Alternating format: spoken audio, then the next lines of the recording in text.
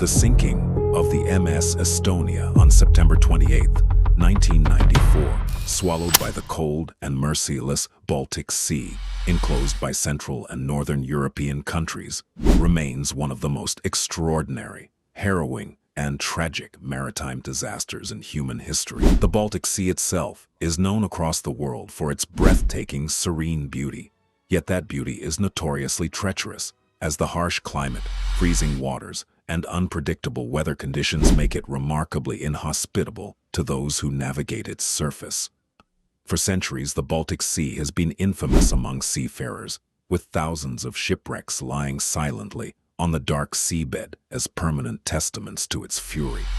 But on that fate-filled night in 1994, its stormy waters claimed the lives of 852 people in what became the single greatest peacetime ship sinking in modern European history. The vessel at the center of this tragedy, the MS Estonia, was a massive German-built cruise ferry measuring over 515 feet in length, weighing over 15,000 gross tons, and spanning 11 impressive decks, designed to accommodate up to 2,000 passengers, alongside 460 vehicles. Built in 1980 at the renowned Meyer-Werft shipyard in Papenburg, West Germany, the vessel operated as a roll-on, roll-off ferry,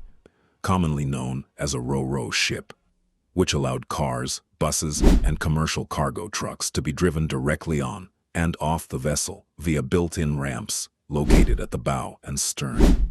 After spending 14 years sailing under 4 different operating companies across various European routes, the ferry was purchased in January 1993 by the Swedish-Estonian joint venture company Estline, where it was renamed the MS Estonia and immediately elevated to a national symbol of pride, representing the young country's newly regained independence from the Soviet Union.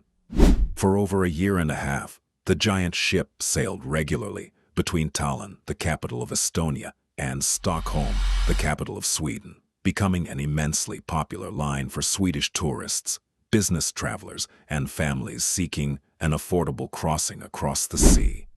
On September 27, 1994, at precisely 7:15 in the evening, the MS Estonia cast off its mooring lines and departed the port of Tallinn under a relatively calm evening sky, carrying 803 passengers and 186 crew members, bringing the total number of people on board to 989. Weather forecasts for the open sea warned of an incoming autumn gale, with wind speeds expected between 15 and 20 meters per second, creating rough seas with wave heights reaching up to 20 feet. Yet such conditions were considered entirely routine for autumn crossings on the Baltic Sea, giving the captain and his experienced crew every confidence that the massive, modern ferry could easily withstand the voyage.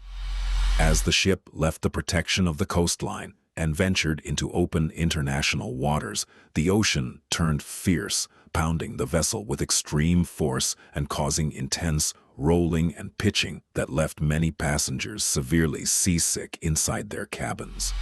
Unknown to most on board, the ship was also sailing with an unevenly distributed cargo load that gave it a slight list to starboard, which was further aggravated by strong winds blowing directly against the port side, though such minor lists were relatively common in commercial seamanship and presented no immediate cause for panic. Maintaining a speed of 14 knots through the darkness, the captain remained determined to arrive in Stockholm on schedule, but shortly past midnight, around 10 minutes past 1 in the morning, a massive wave smashed violently into the bow of the ship, producing a horrific, loud metallic bang that vibrated through the entire steel hull.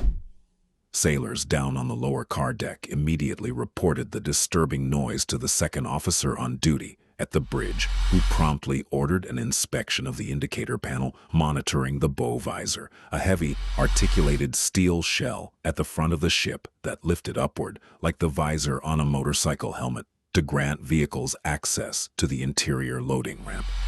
When the electronic indicator lights on the control panel showed that all locks were fully engaged and functioning normally, the bridge crew resumed their course at full speed, unaware that the indicator sensors only monitored whether the locking bolts were in position, not whether the heavy structural frame surrounding them had been physically torn apart by the relentless ocean waves.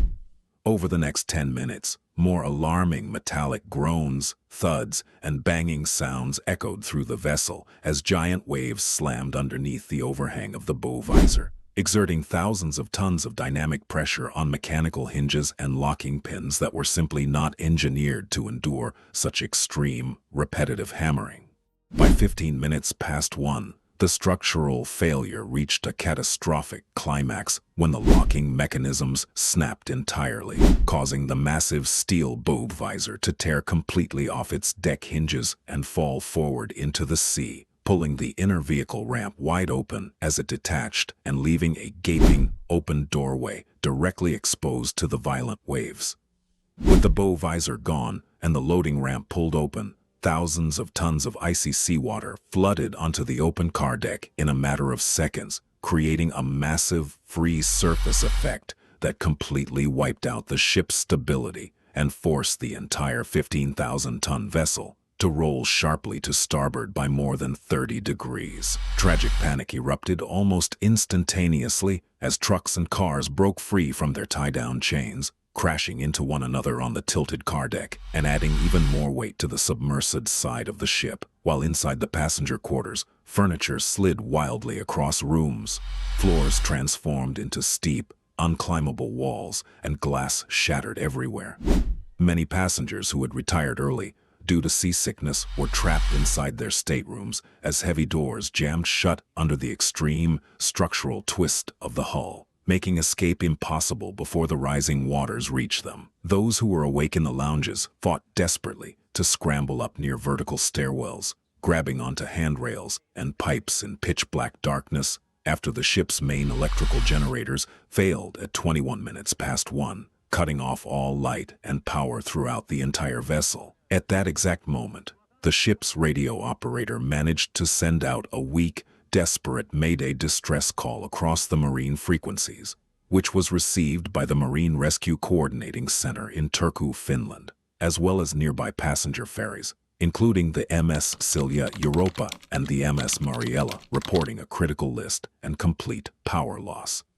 Due to the total blackout, the operator was initially unable to provide exact GPS coordinates, but 5 minutes later, in a final brief transmission before the radio equipment went permanently dead, he transmitted the ship's last known location as 59 degrees 22 minutes north latitude and 21 degree 40 minutes east longitude, at which point the ship was listing past 90 degrees with its starboard side fully submerged. Outside on the exterior decks, a small fraction of physically fit passengers who had managed to reach the open air were thrown into a living nightmare, facing heavy rain, howling winds, and freezing 10 degrees Celsius water as they tried to launch inflatable life rafts into the tempestuous sea. Many rafts were instantly capsized by towering waves, damaged by flying debris, or blown away by gale-force winds before survivors could even reach them, leaving hundreds of people floating helpless in the ocean, dressed only in nightwear or light clothes.